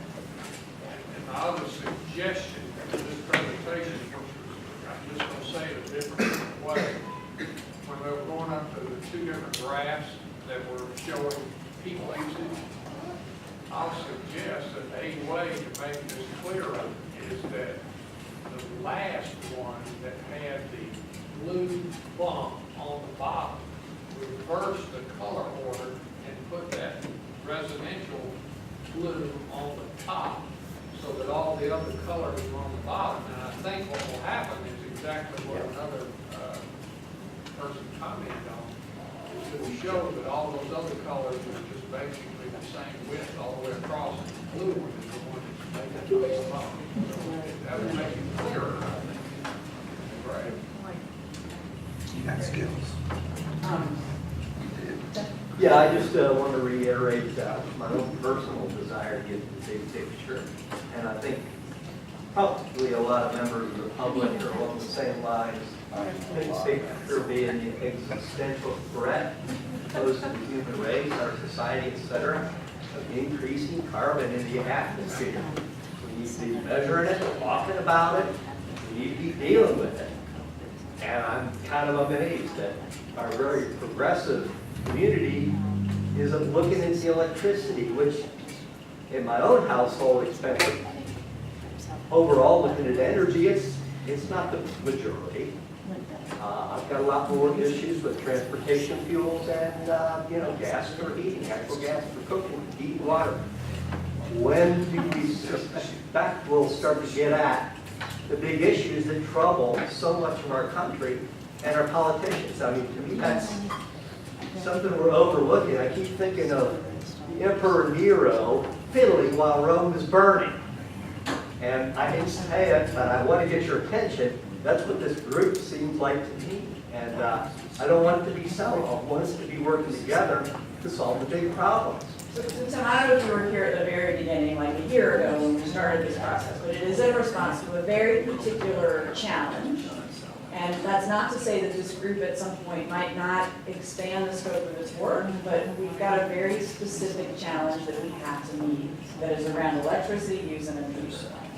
And when we figured that out, I think again, that's not to say that the city and the county in other ways might not be tackling that bigger picture, starting to tackle that, but this group was brought together for a very specific purpose. It may expand in the future, but we've got to meet the challenge that is in front of us right now. I would like to propose that we might consider a name change for the group to properly address the focus. It's the Electricity Energy Innovation Task Force. That's it.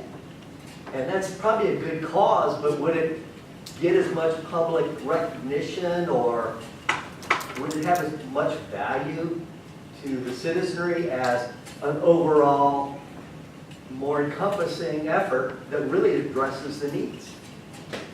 All right, well, I'd like to respond to that personally, and I think to the EITF in general.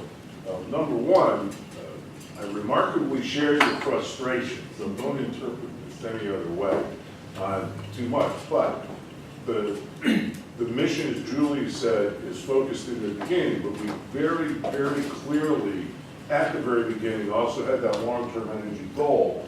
And the discussions that I've been in on, and I've seen and I've heard between this group, Duke Energy, and so forth, have at least recognized that things like transportation, we're looking at a transformation into electric vehicles, the expansion of storage, the challenges of getting solar.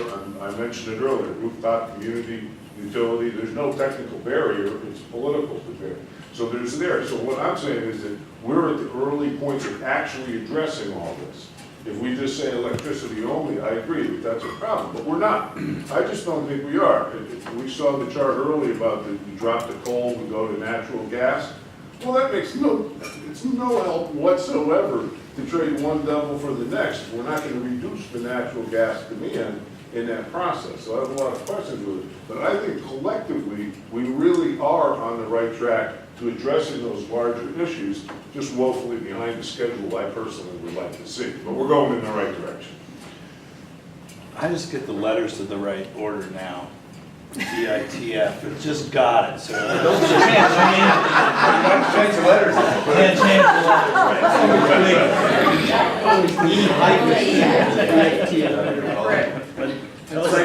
I do too. Let's go to Jerry. Jerry hasn't spoken yet. Thank you, Mr. Chairman, and the board. There's some things that come to my mind, and I think we're already hearing some of the sentiment of it overall. Number one, who is benefiting from this task force, and who is paying the bill? The bigger picture I saw on the screen was the blue that we talked about in the room already, and it goes to my question. I worked in industrial for 12 years, and we had a considerable amount of problem with power because that was a big number that we used in everything we did. That was a leading factor. We always had CP&L at that time. Then they're putting rings on the thing to check the wattage and the power all the time because we was trying to reduce it. And at that time, it's going out the window anyway. Today, we're doing the same thing. Commercial has no, industrial and commercial has no incentive to drop their rates or anything else in power. They have no incentive. Why? Because they're passing it on to the customer.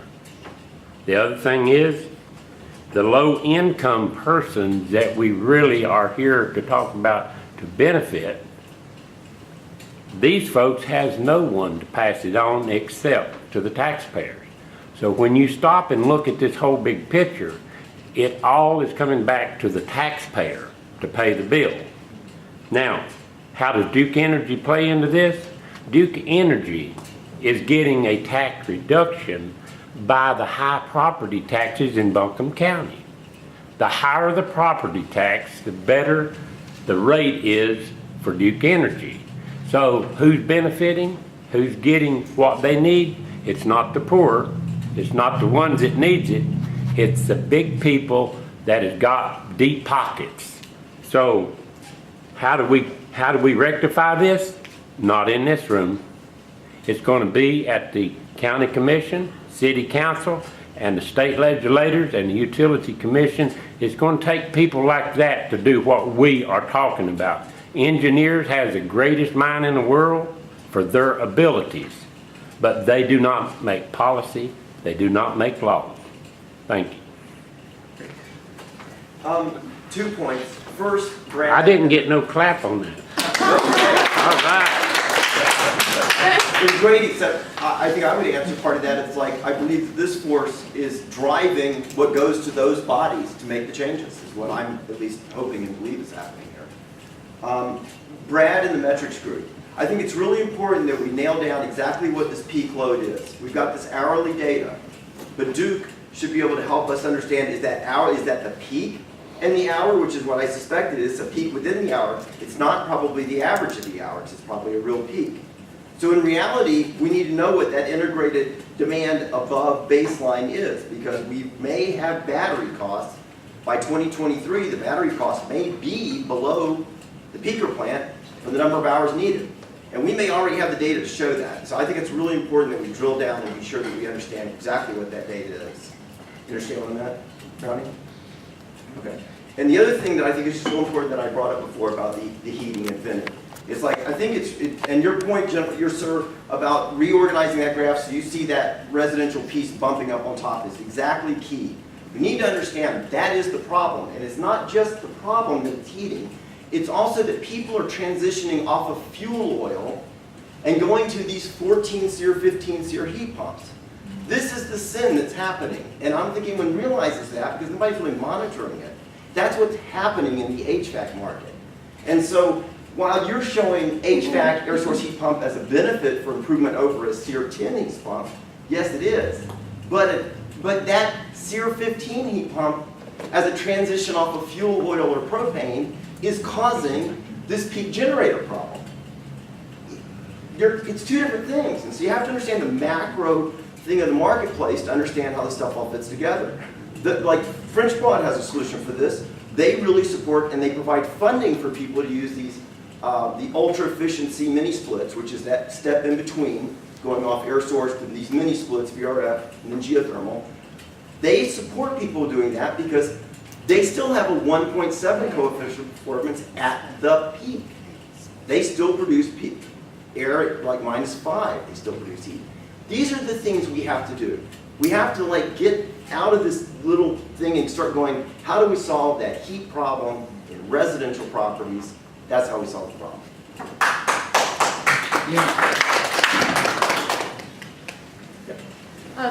I just wanted to take a minute and talk about, we do need to get the funding for, and I, having been at the county meeting this week, I think that I was a little more concerned. It looked like there was going to be, I had hoped that it would be a no-brainer that the money from the county would be coming forth, but it didn't look like that. It didn't sound like that when I was there, and so I don't know if you want to speak to that, Brownie, of where we are, but as an activist, we have networks and would like to try to get people to write, emails and get in touch, and anyone else who has networks that can get in touch with the county commissioners and let them know what, that we really feel strongly about having this funding come through and that it's really, really important.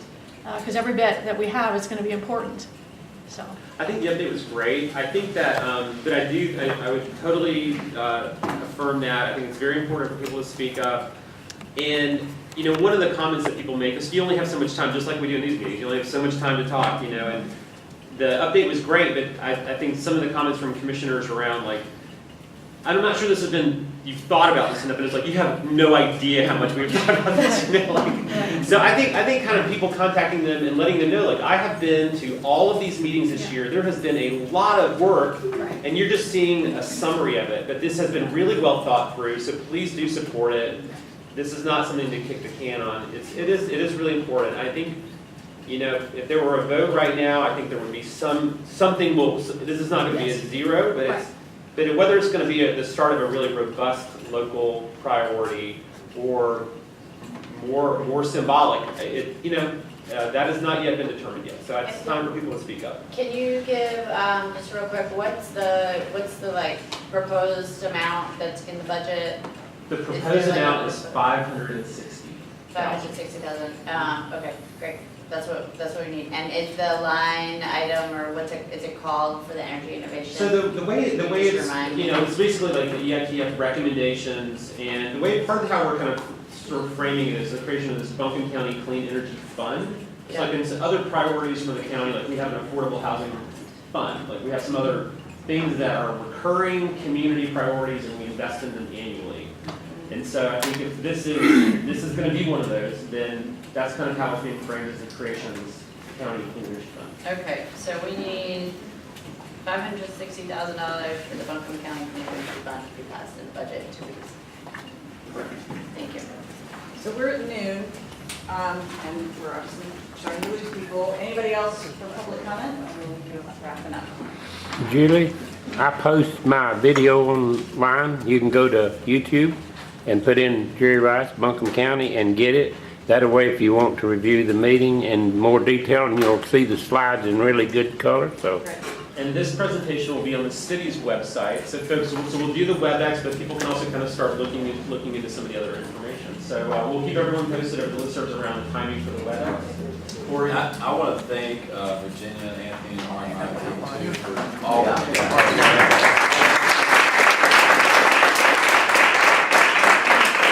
I'll speak for a lot of lay people and people who are not energy gurus and experts, as so many of you are in this room. I know I haven't spoken a lot in these meetings. I've been in this task force since January. And part of the reason is I'm a firm believer in the proverb that Lincoln made famous, and that someone who it's better to remain silent and be thought a fool than to open one's mouth and remove all doubt. And so in this situation, the reason I say that is because I think what you presented today gives at least someone like me a real sense of what the problem is and the kinds of things that we can do. I'm part of the communications team right now formulating the shelter group, what the overall message is going to be, who we're going to target, why, and when. And I think this is really the first real step I've seen since I've been here that gives us something to target and specifically say how we change this behavior, how we start reducing this in a real way. And so there's been a little criticism today, and I want to be specific that I think this was great, and I think it'd be very informative, especially once we start rolling this out to the public at large. So, yeah. July 14th, well, webinar and then July 14th. Yeah, all right. Okay.